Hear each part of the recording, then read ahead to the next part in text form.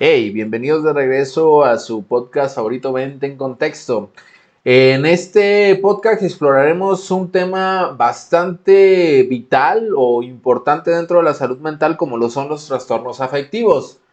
Abro con esa pregunta. ¿Alguna vez te has preguntado por qué a veces nuestras emociones parecen estar en constante vaivén, en constante cambio? ¿O por qué este viaje es tan difícil muchas veces para algunas personas? Nos sumergiremos en las situaciones que nos han llevado a tener problemas psicológicos o problemas sociales o problemas con nuestros pares o con nuestros familiares por por este altibajo de emociones. Que propiamente, como lo he dicho anteriormente en otros videos, cuando hablamos de trastorno no necesariamente estamos hablando de una situación patológico. Muchas de las situaciones que vamos a tratar el día de hoy van a ser rasgos que probablemente puedas presentar.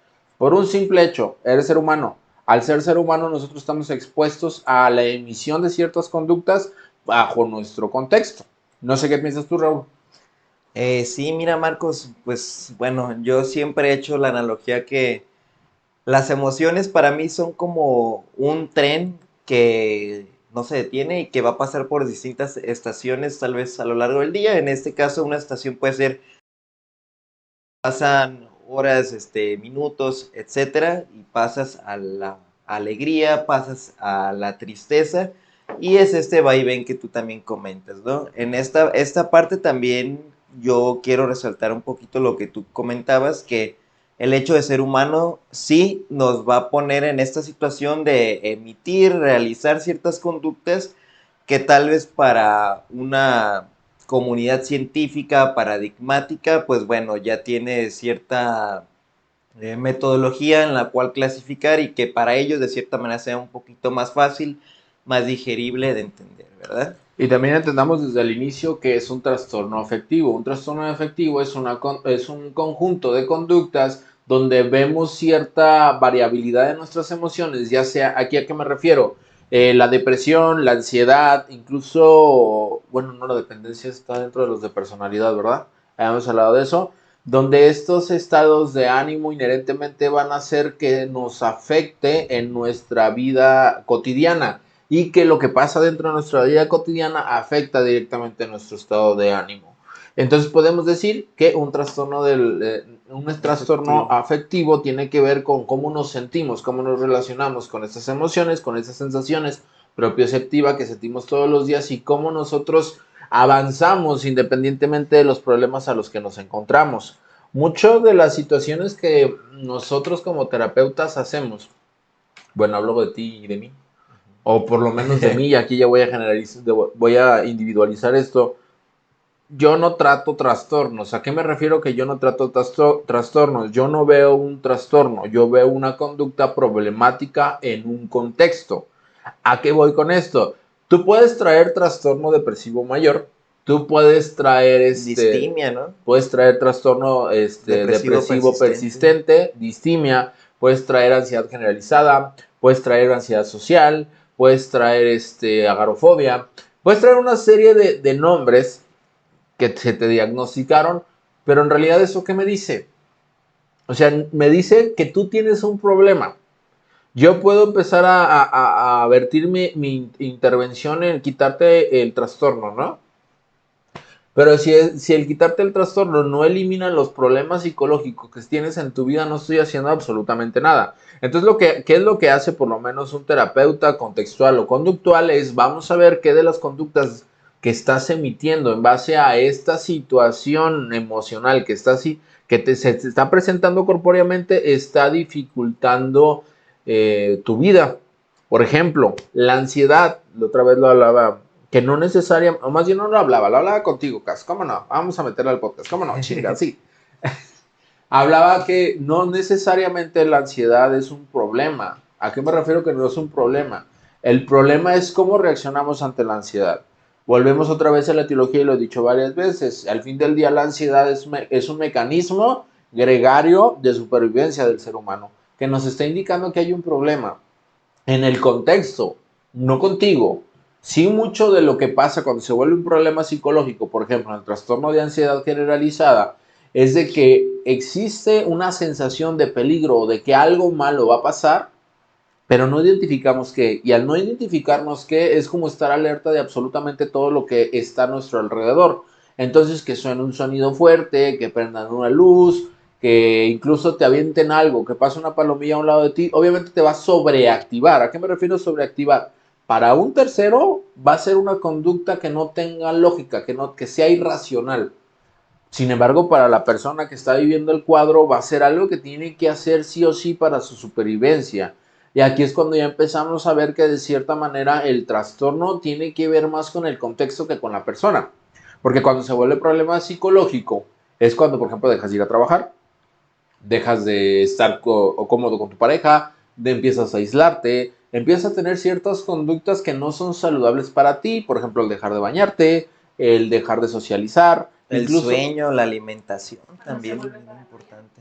cuando se vuelve paranoia, exactamente. Ahí ya es otro trastorno que me gustaría tratar en otro episodio. Sin embargo, también la paranoia tiene mucho que ver con esa situación. La otra vez veía en el máster, este, nos dieron intervención en psicosis. Y es curioso porque la mayoría de las cosas que estuvimos haciendo de la parte biomédica, de terapia cognitivo-conductual, muy pegada al esquema biomédico, era hacer más grande o generar ciertas conductas por parte del entorno que hacían más resistente al cambio a las personas, por ejemplo, paranoides.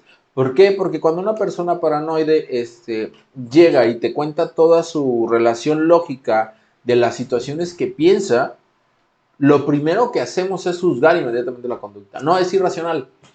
O sea, ¿cómo crees que te vas a seguir? Debatirla, ¿no? Inclusive Sí. ya, vente, vamos a hacer debate, tal, Y y el problema, ¿sabes cuál es? Que muchas veces sus relaciones lógicas están más estructuradas que la de nosotros. Porque es como de, no, es que lo único que podemos emitir es, no, es que es irracional. ¿Por qué es irracional? Es que no puedes estar pensando eso. ¿Por qué no puedes estar pensando eso? O sea, son situaciones muy específicas que se están dando en un contexto. Es lo que, por ejemplo, ahorita te decía que a mí una de las intervenciones que más me gusta es la de Froxane. ¿Por qué? Porque ella quita de la mesa la palabra conducta disfuncional. Ninguna conducta es disfuncional. Simplemente es que está atendiendo a variables que no están actualmente en el contexto. Por ejemplo, en cuestión de la paranoia, voltear a ver la paranoia como lo que en realidad es, en un momento donde la persona se sintió tan vulnerable que la única manera para sobrevivir a ese momento fue sobrepensar. ¿Para qué? Para evitar un golpe mayor. Entonces, una vez que llegamos a ese punto, nos vamos dando cuenta que la paranoia no es tan ilógica. Simplemente que está teniendo un problema para su vida cotidiana. ¿A qué me refiero con su vida cotidiana? Pues una persona paranoide no sale de su casa. Eso ya está perjudicando directamente a su vida. no va a haber interacción inclusive con los demás, con los pares, con la familia, la pareja, todo el aspecto social se viene abajo, ¿no? También. Y ahí es cuando ya se vuelve un problema. ¿Por qué? Porque Claro, podemos ahorita descargar la definición de paranoia y ver que la mayoría de nosotros hemos tenido brotes paranoicos. ¿A qué me refiero?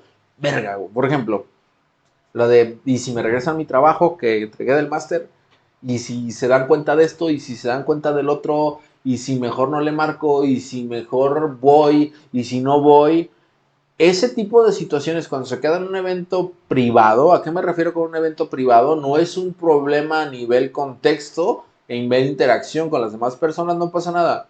O sea, tú te puedes hacer chaquetas mentales todo el tiempo de qué es lo que va a pasar, o el hecho de no sé dónde está la tóxica, no sé dónde está el cacas, todo ese tipo de situación se puede considerar como una parte paranoica.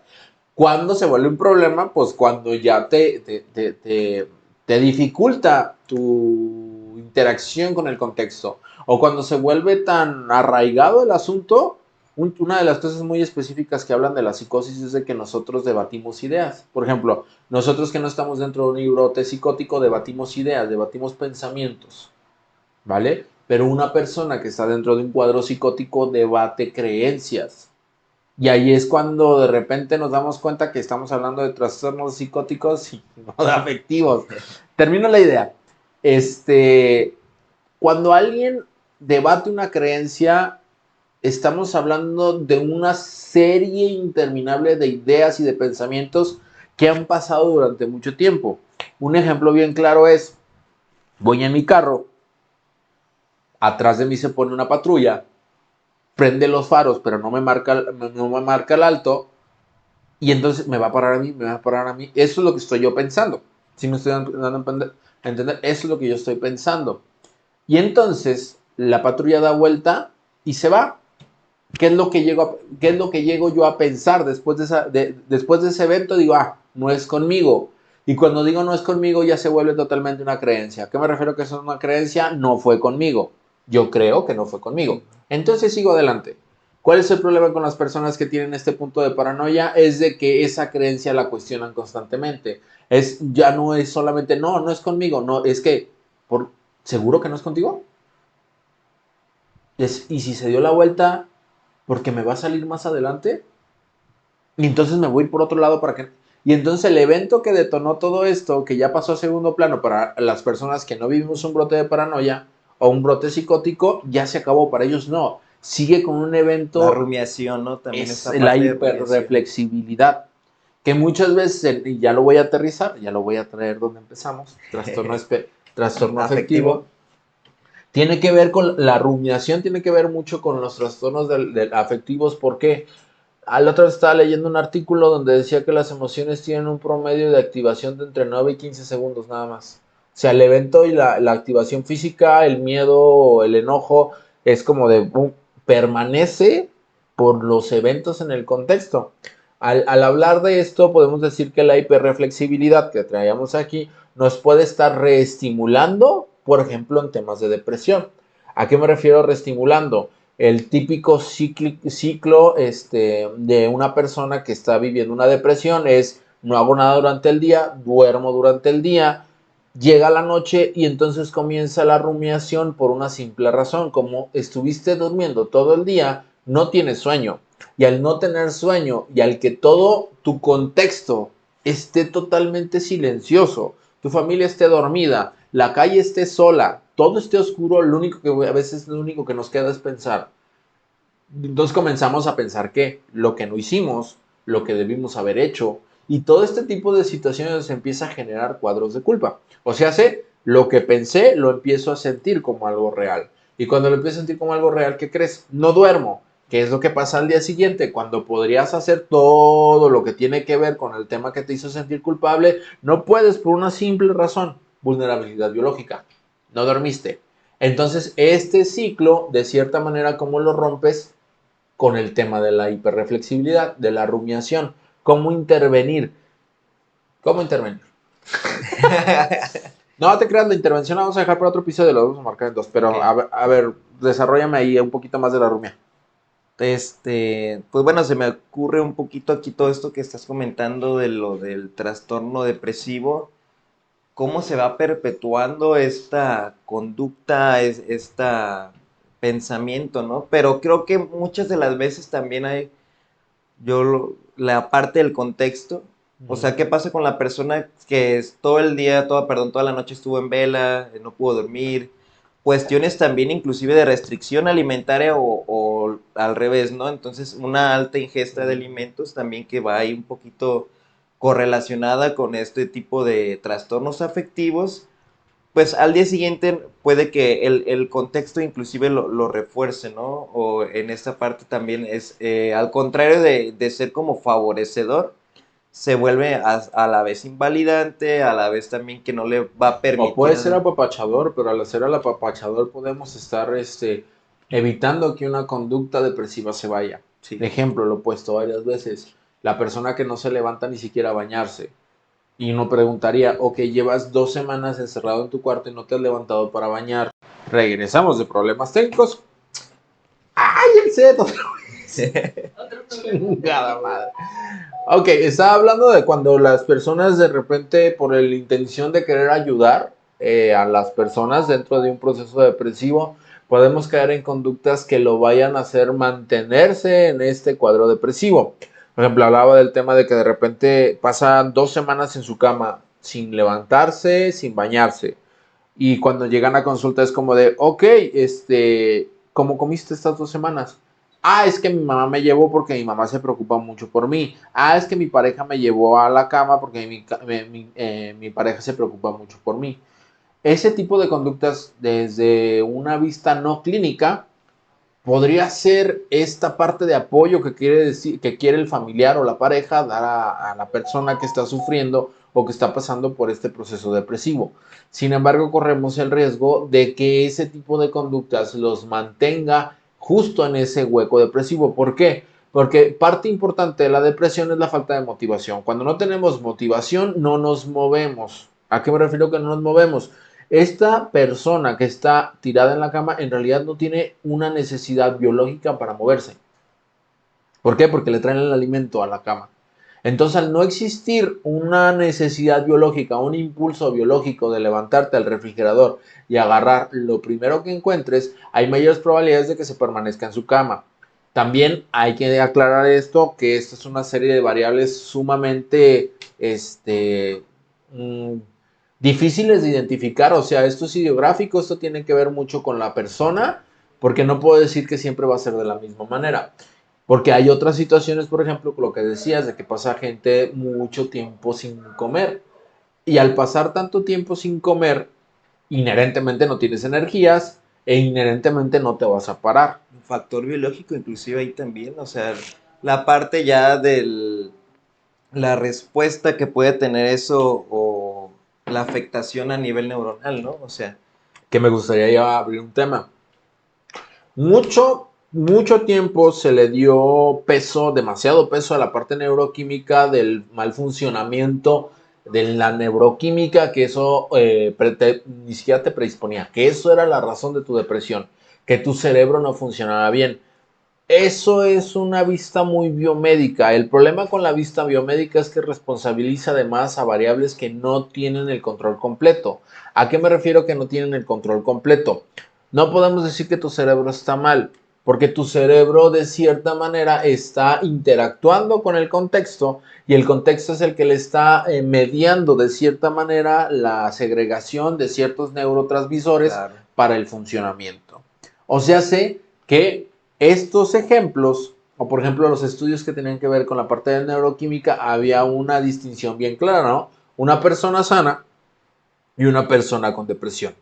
¿Los cerebros funcionan diferentes? Sí, porque también entender que el contexto influye mucho. ¿Por qué? Porque la persona sana, entre comillotas, el grupo de control, tal vez no se encontraba en un proceso depresivo, tal vez no se encontraba en una situación depresiva, tal vez tenía todo en orden. ¿A qué me refiero en todo en orden? Trabajo estable, pareja estable, o incluso sin pareja, pero tranquilo, hijos, o sea que se encontraba en una situación favorable a comparación de la otra persona que probablemente se encuentre dentro de cuadros que podrían generar una depresión. Y aquí otra particularidad. Cuando volteamos a ver personas que tienen todo y que decimos por qué está depresiva, no tendría razón para estar depresiva. Volvemos otra vez al ideográfico. Las variables específicas que está viviendo esa persona son diferentes a todas las demás. Puede haber situaciones muy particulares que hagan que la persona se sienta triste de sobremanera.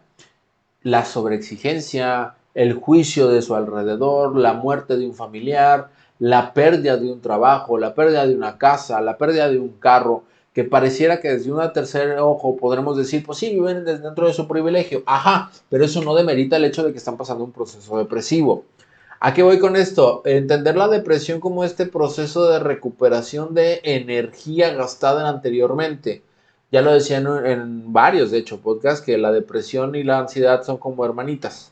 Ahorita, por ejemplo, el proceso de culpa que te decía, inherentemente vas a entrar en un proceso de ansiedad. ¿Por qué? Porque no puedes hacer nada en el momento y te vas a sentir culpable y te puedes sentir como en esta área de peligro. El proceso depresivo va a hacer que tú de cierta manera te recuperes en tu lugar no de trabajo, en tu hogar. A ver, ya hablé mucho, platica.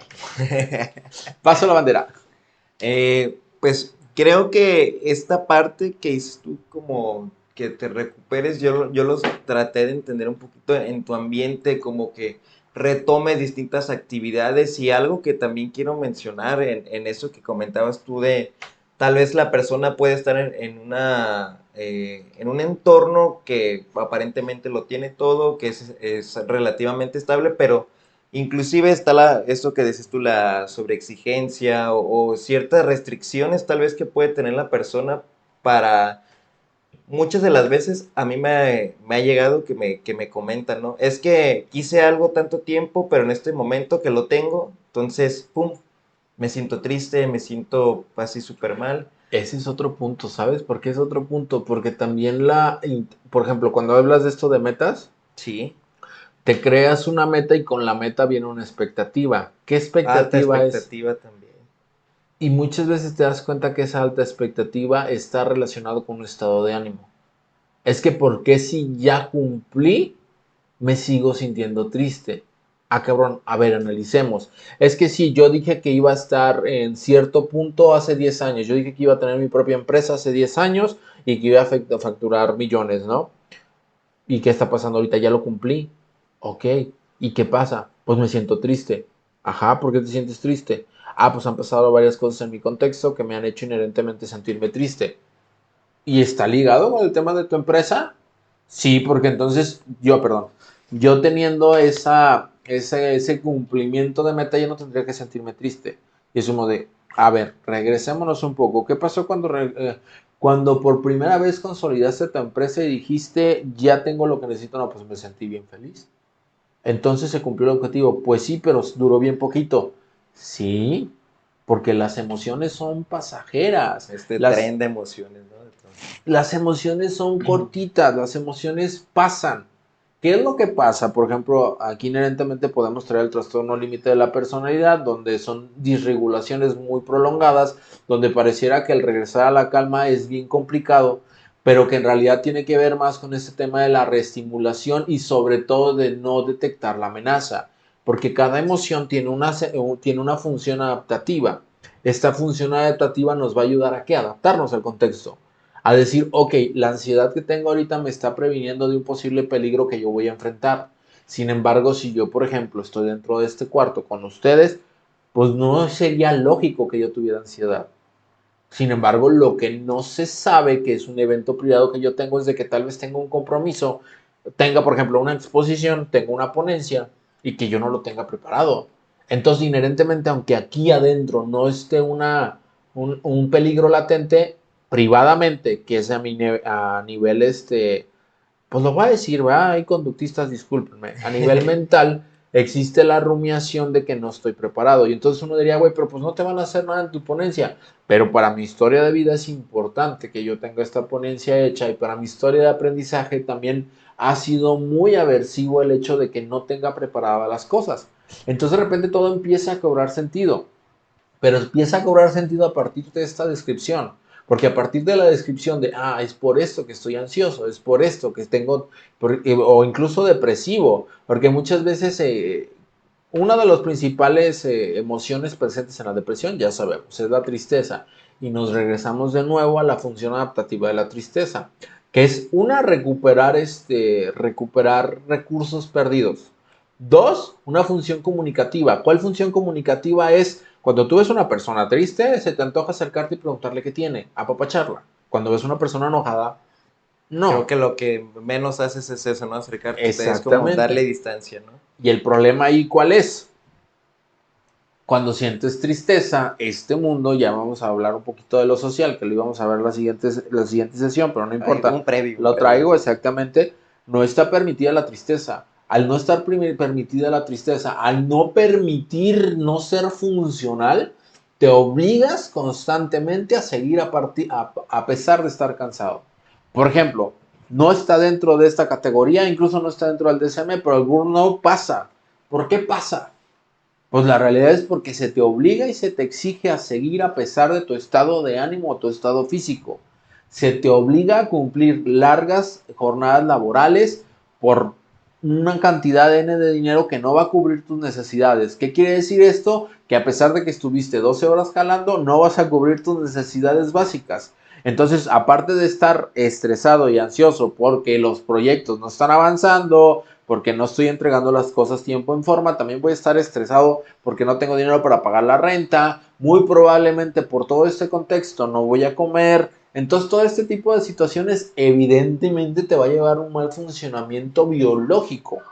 que cuando llegamos en ese momento de Bruno, cuando ya estás a punto de De reventar, quemarte, ¿no? te hacemos un escaneo corporal y obviamente vas a salir de la verga, güey. Vas a salir con altos niveles de cortisol, vas a salir con una presión arterial Arterial alta. alta, con procesos de ansiedad generalizados, con incluso fibromialgia y obviamente van a voltear a ver tu cerebro y van a ver una bioquímica diferente a la que tiene una persona de un grupo de control.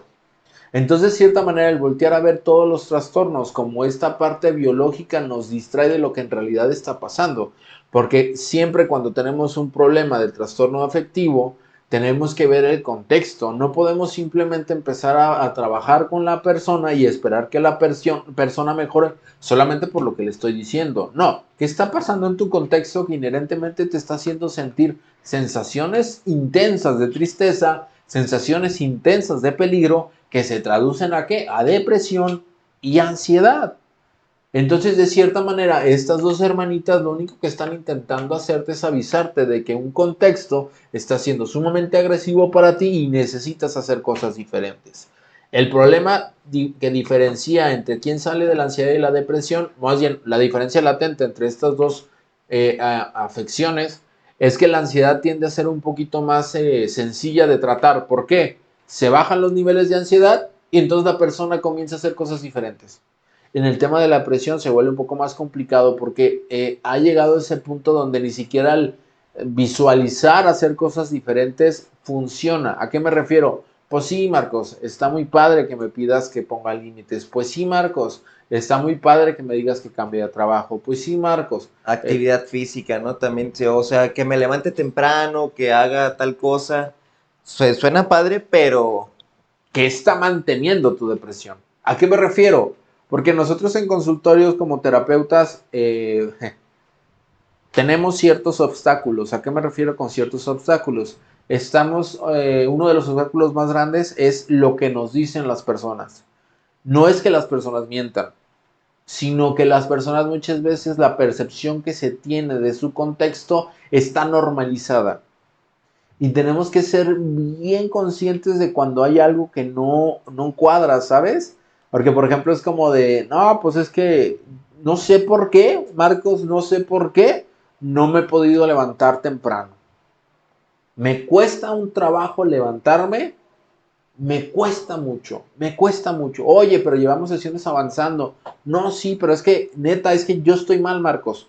Ah, cabrón. Y como que empiezas a explorar más, y te das cuenta que dentro del contexto de esta persona que está siendo atendida por depresiones, se va apenas a querer levantar y llega alguien de su contexto y le dice, no, no, no, espérate, tranquilo, yo te traigo lo que quieres, no te preocupes. Y es como de, ok, ahí estás manteniendo la conducta, ¿cuál? De que no se levante.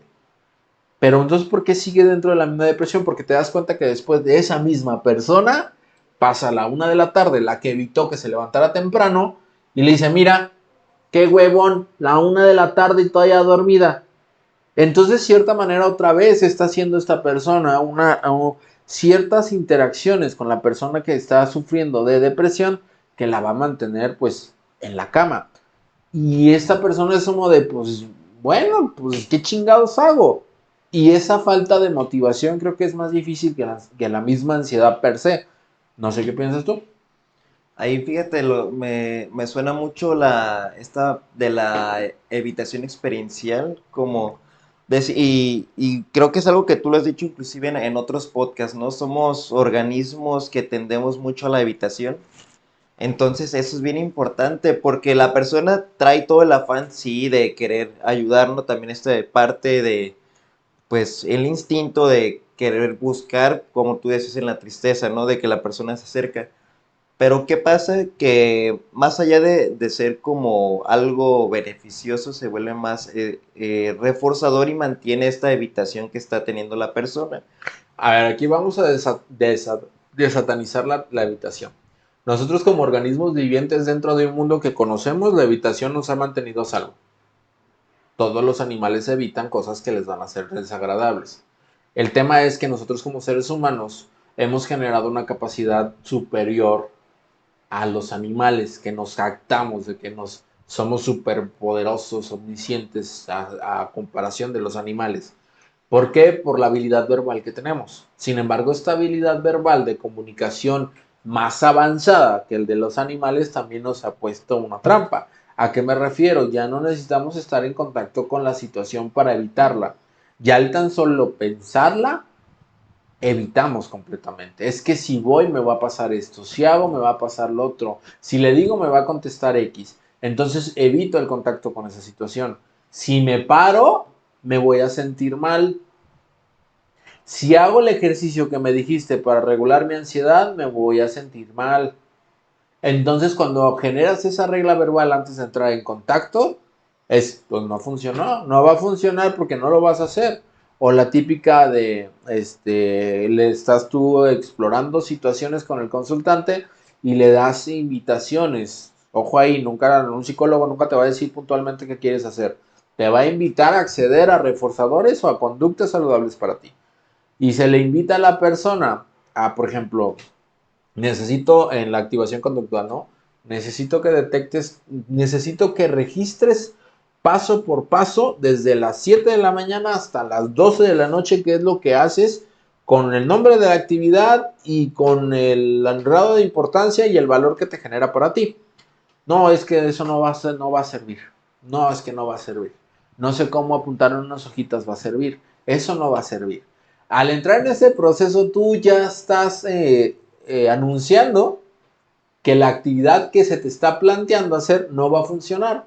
¿Qué es lo que pasa? Aquí también quiero ser bien delgadito porque al rato no quiero que me comparen con Bárbara de Regil, de que el no puedo es para quien no puede, no. Pero tú al anunciar, tú al verbalizar internamente, privadamente, es que eso no va a funcionar, hay menos probabilidades de que lo intentes. Y al haber menos probabilidades de que lo intentes, pues te vas por probabilidad. No lo va a intentar, no lo va a hacer. ¿Cuál es la tarea o cuál es la chamba del psicólogo, en este caso del psicoterapeuta? Hacer apetecible la actividad. Esa en realidad es la chamba. Porque es como de, ok, si no va a funcionar, ¿cuál es el problema si lo haces? Es que no va a funcionar. Ajá, pues si no va a funcionar, ¿cuál es el problema si lo intentas? O sea, si ya sabemos que no va a funcionar, no pierdes nada intentando. Solamente verificas tu idea. Y entonces logramos que esta persona se acerque a esa actividad y entonces uno dirá, pues sí, no funcionó porque, oye, llega y te avienta el pinche formatito y, oye, ahí está tu pinche formatito y no me sentí bien. Oye, pero te das cuenta que pasas demasiado tiempo culpándote porque ves televisión y no dejas de estar 4 o 5 horas enfrente de la televisión. Sí, ¿cuál es el tema? ¿Qué te parecería si empezamos a ver menos tele? 3 horas, no nos vayamos tan lejos, 4 horas. Y metemos esta actividad en medio.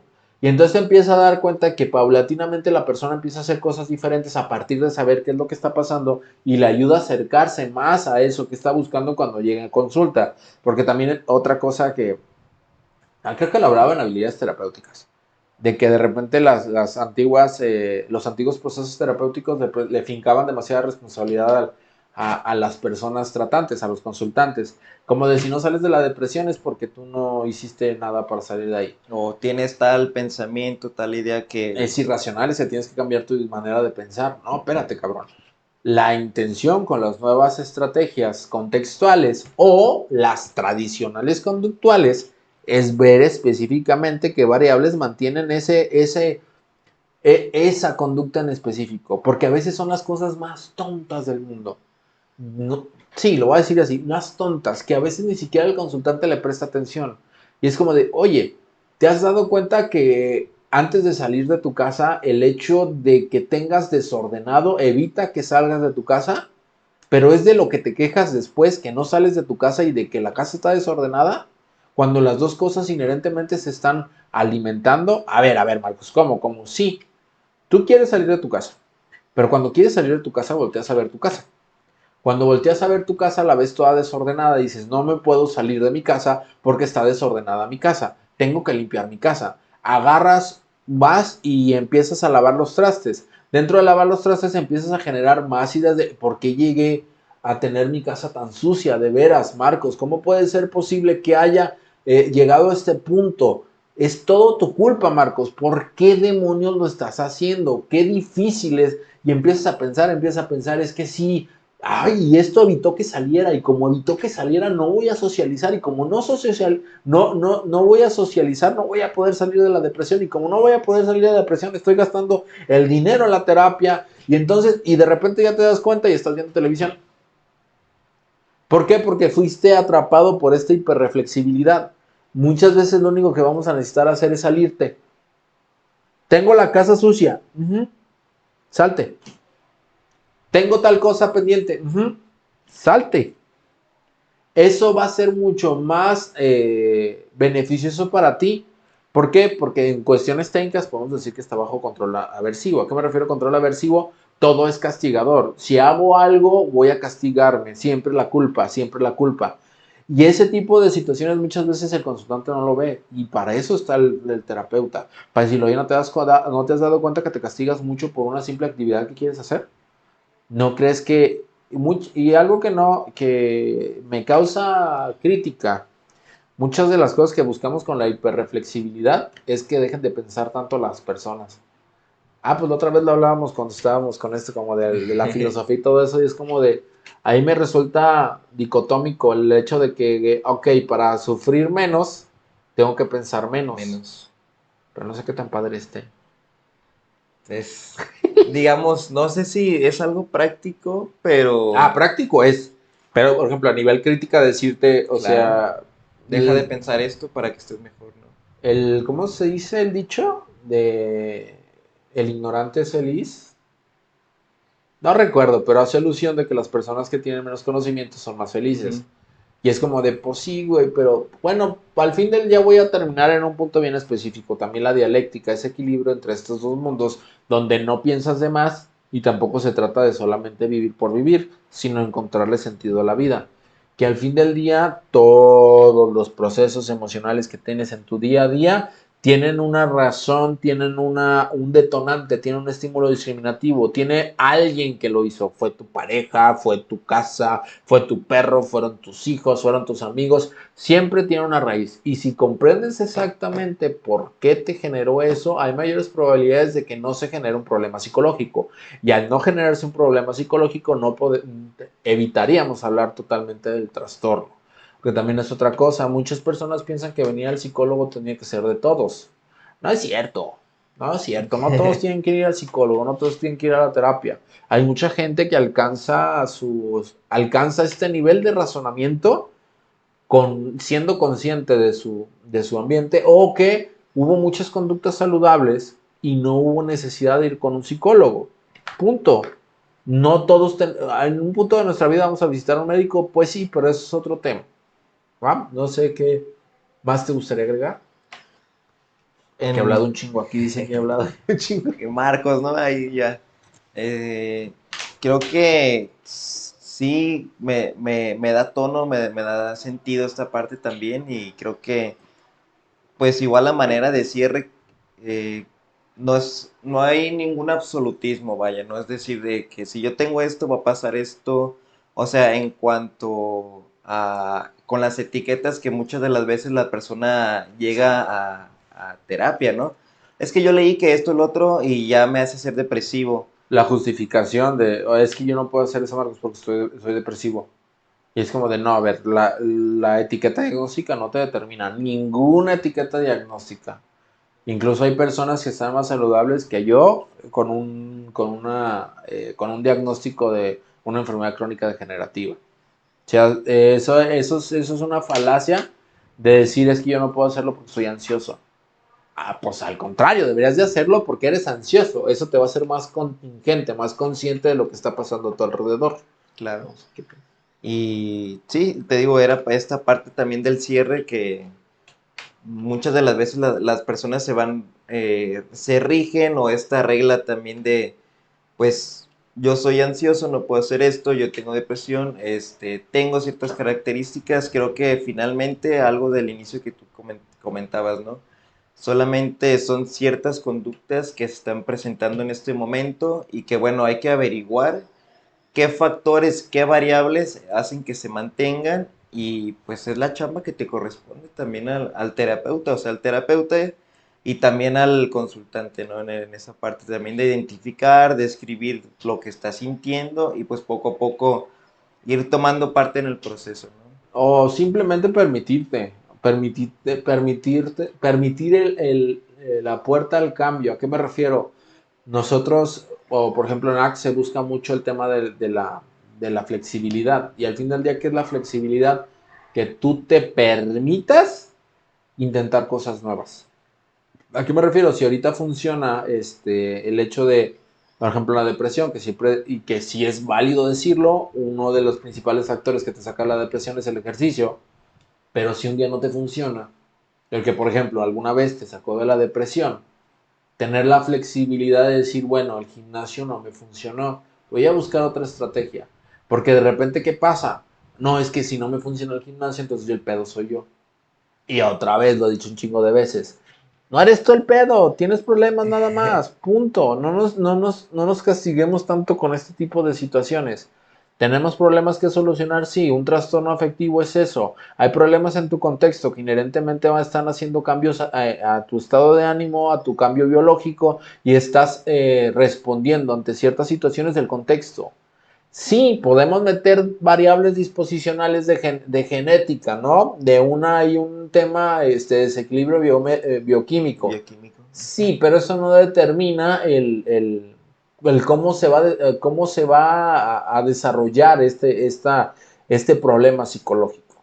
Porque sabemos que al fin del día, por ejemplo, la pelea que yo tengo con los neurocientíficos es de que todos sus estudios terminan en que cuando ponemos algo diferente al cerebro del exterior, cambia la morfología o la bioquímica del cerebro. Entonces el problema no está en el cerebro, el problema está afuera. Porque al fin del día, ¿qué es un antidepresivo? Un antidepresivo al fin del día busca cambiar por medio de un elemento externo tu bioquímica interna. ¿Qué pasa con los ansiolíticos? También buscan modificar la reactividad de ciertas hormonas dentro de tu cerebro. Entonces es exterior. Y además, si te das cuenta, muchas veces los mismos medicamentos psiquiátricos pueden caer en ese placebo. ¿A qué me refiero con ese placebo? Una persona depresiva, vamos a empezar con las personas depresivas. Una persona depresiva que normalmente no hace nada por estar bien ella, sino que su historia de aprendizaje la está formada a que todo lo tiene que hacer para sus congéneres, para sus personas a su alrededor, de repente empieza a tomar pastillas antidepresivas y se genera asociación de que ya por fin estoy haciendo algo por mí. Entonces, esto puede sonar retonador para que empiece a hacer más conductas para ella. Levantarse temprano, tender su cama, bañarse, cortarse el cabello, salir a hacer un poco de ejercicio.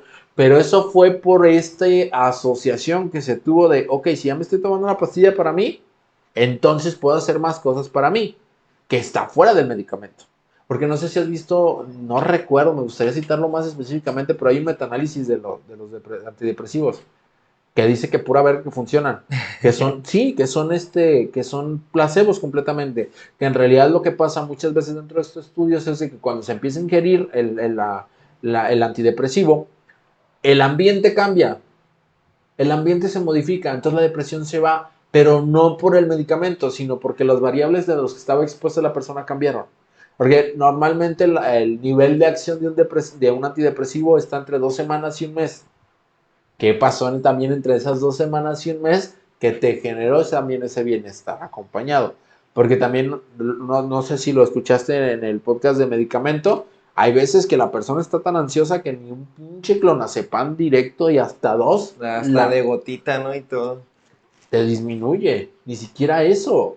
¿Por qué? Porque el organismo se siente tan en peligro y no has identificado que tienes peligro que sigue activado. Y por más que le metas, sigue activado porque se siente sumamente en peligro. Creo o considero desde la parte donde está ahorita parada la psicología que no hay mejor tratamiento para cualquier trastorno que el de conducta o el de psicoterapia. Con eso me gustaría cerrar. No sé tú. Eh, Que chingas su madre en América entonces. Vámonos, no, no es cierto.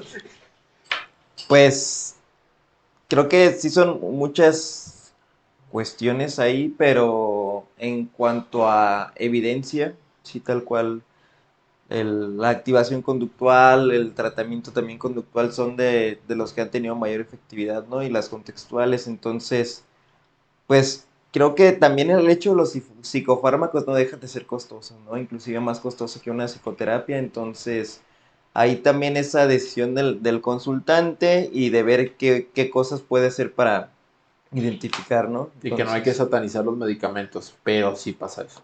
Se hace un punto medio, se hace, vayan a terapia, pero no todos necesitan terapia. ¿Se fijan que yo también me altero? ¿Va? Pues creo que sería todo por hoy. No sé si quieres agregar algo más. Si no, nos vemos en la siguiente semana. volvemos ¿Va? a... Ok. No, pues Ah, no sé. A ver, tú di. no, de mí está todo chido, todo Entonces quedó nos muy vemos la claro. siguiente semana. Regresamos semanalmente si Raúl nos raja. Nos vemos. Bye. Adiós. Vámonos.